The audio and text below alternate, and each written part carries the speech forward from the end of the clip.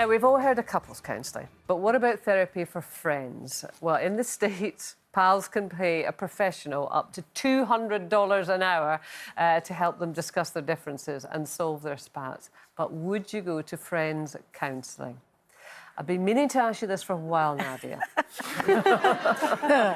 It's so funny. It's so American, though. I remember once when I was 16, I went to live in this house in America, big group of people. And the first couple of days I was there, they said, like, every Friday we have our feelings session. And I thought we were all going to have to feel each other.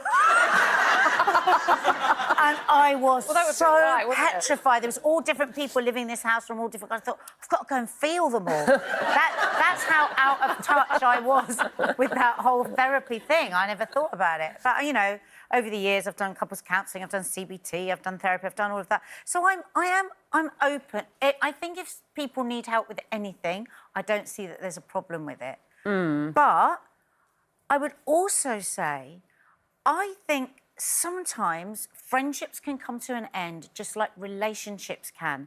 And I think sometimes there's almost this tyranny between women that isn't quite the same between men, that you've got to have a... I think it's the same. What happens... I do think it's the same with men, yeah. No matter what happens, through life, you stick together, even if they've become an absolute nightmare. Well, it's a bit of a badge of honour, isn't it? Yeah. We met on the first day of school and we're still friends now. Yeah. Well, I know two people that are like that, and they know each other from school. They're both two lovely people, but I totally believe their relationship is toxic because they've been together right since school.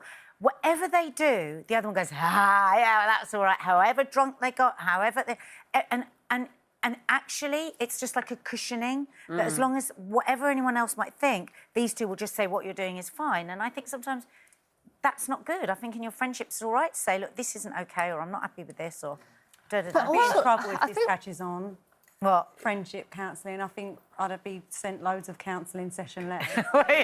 Do you know what? Well, sometimes, true. especially, I do. I think at this point in the stage in my life, I've not been the best friend that I could be because there's so much else going on. And you know what it's like sometimes you look at your phone and you go, oh, yeah, I replied to that, and then your child's sick's all over the floor, you put it down, and then you don't reply for 2 weeks, and you're like, oh, I'm so sorry. And I do feel like sometimes I'm a bit of a rubbish friend. But real friends should understand that. I know, but then everyone's going through their own little stages of life and everyone's in a different place, and I think that's like you come together as friends and then you drift apart and then you come together, and if every time you drifted apart there was a counselling session, I'd be skinned. You wouldn't have time. You haven't got time to reply to the messages. I don't go to counselling. I mean, right, it's the ebb and flow of friendship, isn't it? I mean, ebb and flow. The ebb and flow. So, I mean, we've known each other for 20 years. 20 years. More or less. Yeah. And over that time, you know, there are times that it's been really intense and we've spent a lot of time... And then it kind of drifts a little bit and then it comes back. And I think that's a beautiful thing about friendships. And also, sometimes you can let things go. Like in a romantic relationship, you kind of want to resolve everything, don't you? It has to be sorted out and resolved. Whereas actually in a good friendship, I think sometimes you can just... I'm just going to let that go. But sometimes your expectations are too high, I think, of your friends.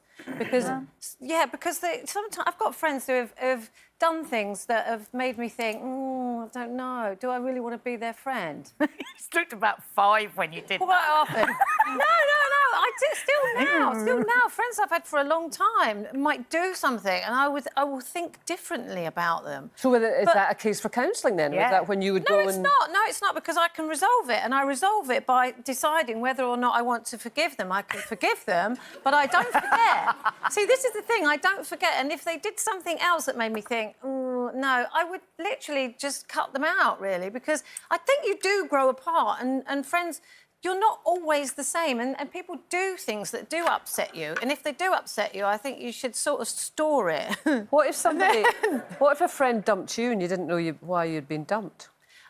I'd go, oh dear, and move on. What about if you really, really loved your friend and they did something that there was like a crisis, something awful, I don't know, they slept with your boyfriend or something, but you don't want to break up the friendship, you've got rid of the boy, you don't like him, but the friendship's important. Wouldn't that be a situation? No.